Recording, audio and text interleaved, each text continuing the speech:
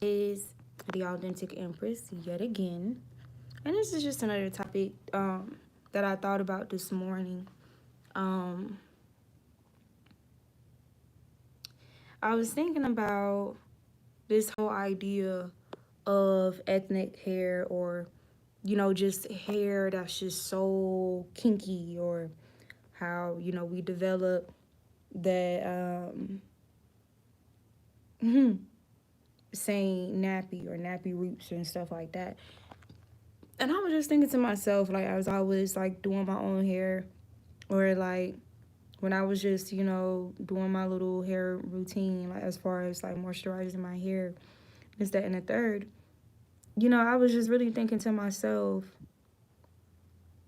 there's a lot of insecurities, developed, um, on the grounds of people, this whole idea with hair, differences in hair, this, that, and the third, or having like more like kinky hair.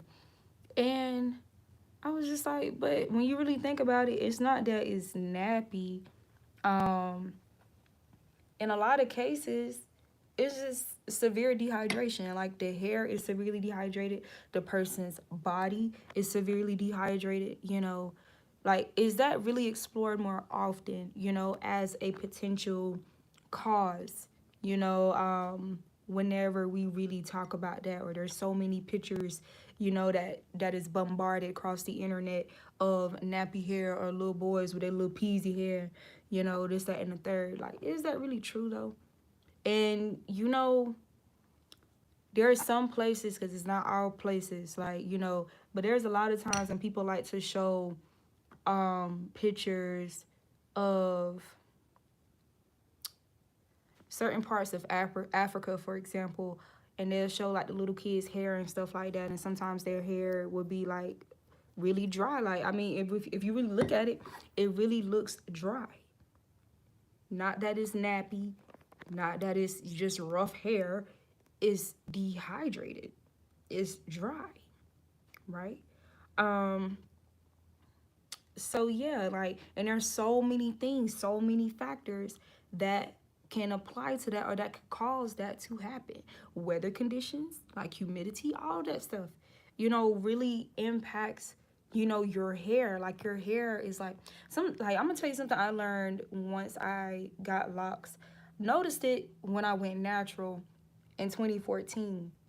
However, when I got locks, it really became like undeniable to me. Like, I literally used to, my hair, having locks has literally made me realize just how significant hair is. Like, almost like it has its own soul. Like, it's a living thing on your head. Like it's alive. And you have people who talk about, how it's like your antennas, like to the ethers and stuff like that. And, it's your protection, it's your covering, different things. But it really, even when people cut their hair, for energy purposes, or, to shed energy, or to protect themselves, even the whole idea of people using people's hair for black magic and to manipulate their whole soul.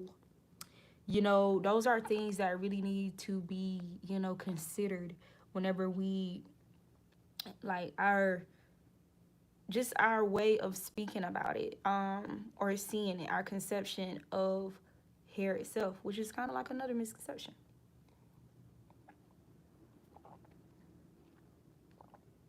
So yeah, I feel like anybody whose hair is not adequately hydrated will show signs of it seeming kind of dry, crunchy, or, nappy, quote unquote. Um, but it makes a hell of a difference when it is hydrated, when you got a good, moisturizer where, your hair can really lock in its moisture. So just like, people have, oh, I have 4C hair, I have 5C, I da da da da da. Different identities. Different identities, different brackets and stuff like that. So not everything works for everybody's hair, It's like, just like you as a person. Not everybody works for, not everything that is out here in this world applies or is effective for every single is good for everybody. Like, for example, water. How can you say water is not good for anybody?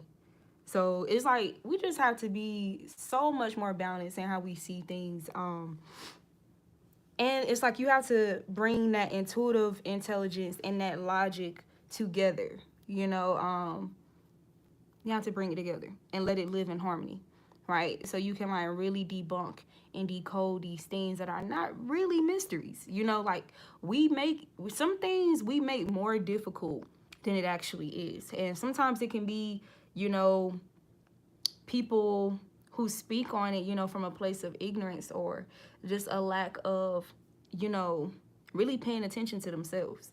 So that's my thing. It's like, okay, you wash your hair. Now, one way you can really see like how your hair really is when you wash your hair. You got shampoo, you got conditioner on your hair, right? That kind of stuff going on, and then you'll see, oh, my hair, you know, it feels so soft and curly and yada yada yada yada yada, and then it dries. You know, you blow dry your hair, you don't put anything on it, you know, even you know, you don't put nothing on your hair or whatever. You just blow dry your hair. Um, you don't use no oil, you don't use none of that, and your hair is just dry.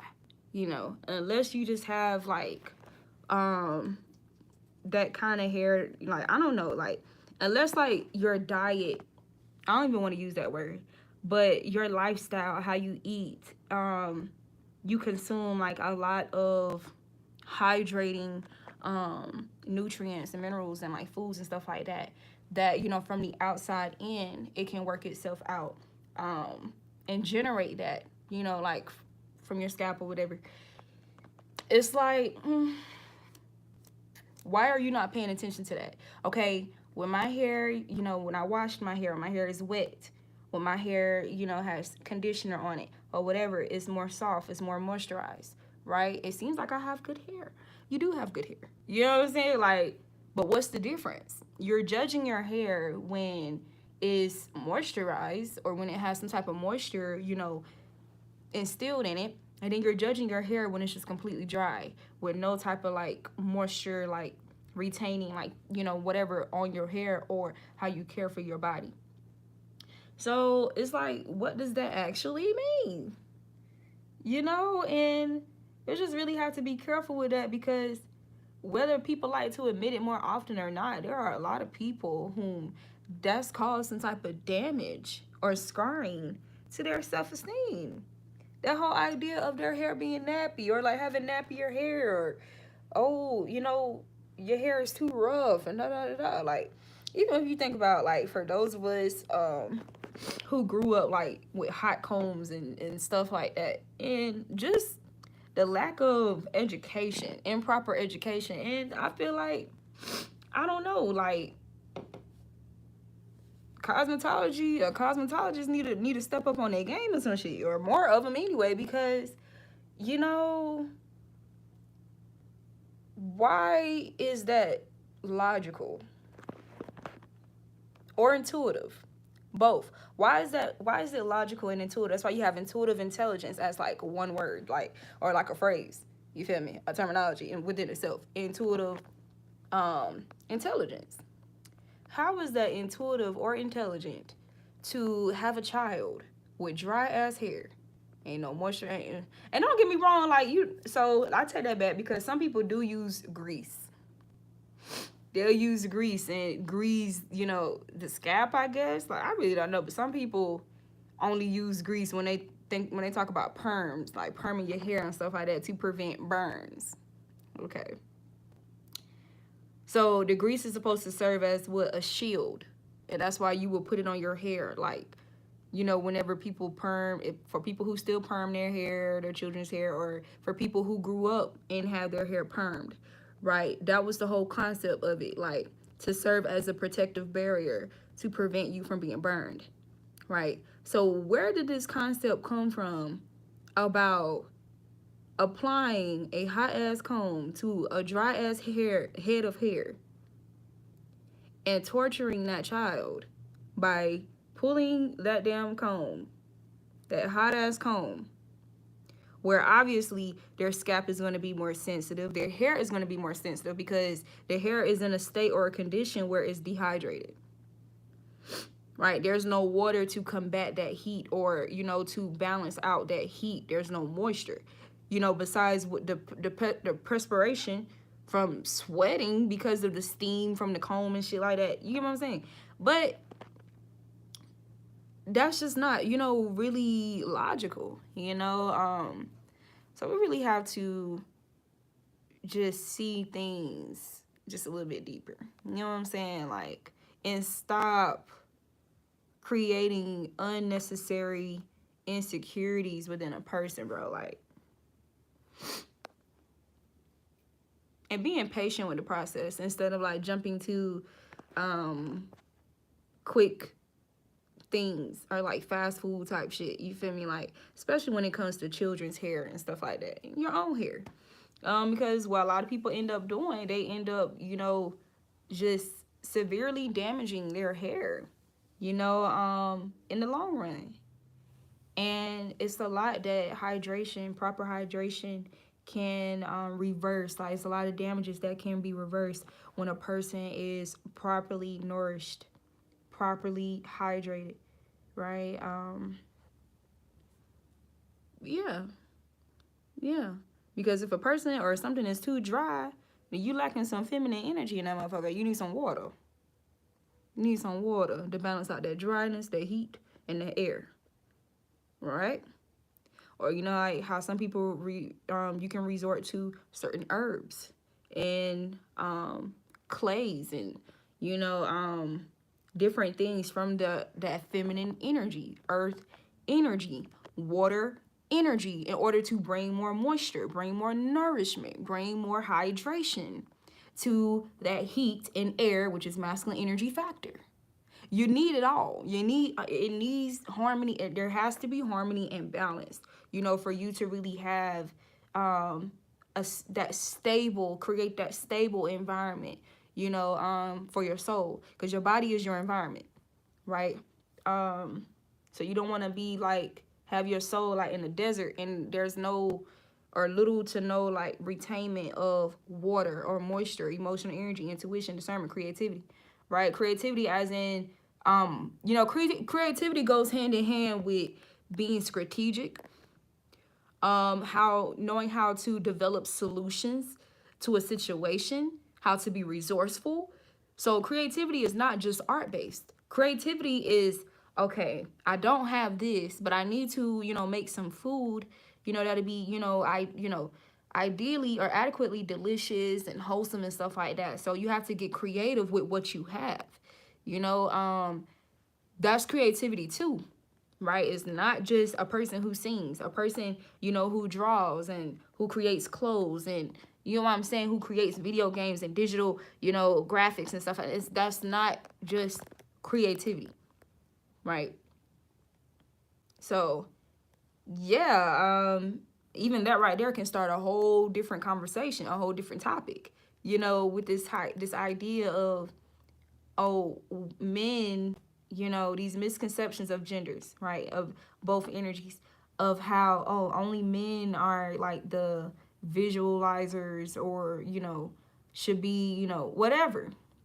And that's not true if everybody has both yin yang energy. It's not true if everybody is created by a yin and a yang energy, two energies to create yourself, right? Whether you on the outside physically are a male or a female, it took both energies to create you. You are created with air. You are created with heat, passion, right? You are created with passion and warmth, right? Those hugs, all that stuff matters. You are created with the earth energy, all that. Earth, water, air, and heat. You're created with all of that. It takes all of that to create you. It does. So yeah, that's pretty much it. I think that's pretty much all I want to say about that.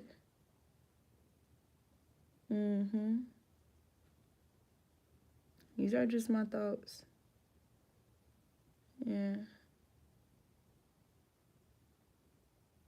All right. I'm trying to think, is there anything else? But I don't think there is. For now, I think I pretty much said what I need to say. All right, so hasta luego. And I'll see you guys next time. Well, that's basically what it's saying.